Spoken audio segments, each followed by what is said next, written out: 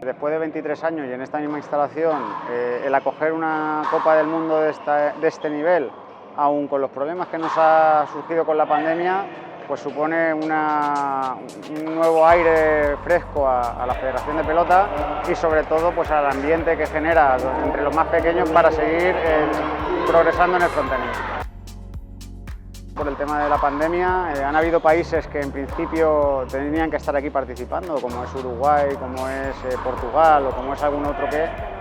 debido a las restricciones, pues no han podido viajar o los propios jugadores no han podido desplazarse también a las canchas para poder participar. Yo creo que esto es un antes y un después dentro del deporte, de la pelota, aquí en la Comunidad Valenciana, sobre todo gracias, como no puede ser de otra forma, a las distintas instituciones que nos apoyan,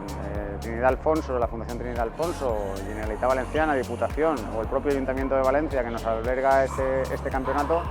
pues va a ser muy positivo tanto para la federación como para la ciudad y la pasión que va a sacar del frontenis. La selección española siempre es un firme candidato a estar en el podium. También es verdad que nos enfrentamos a México, a Argentina, a Chile, a Francia, que son selecciones muy potentes y muy fuertes, pero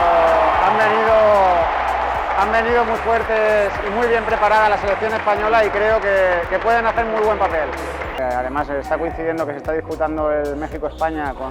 posiblemente los 4 mejores jugadores que puedan estar en las selecciones y eso es positivo para que el acto inaugural sea un éxito.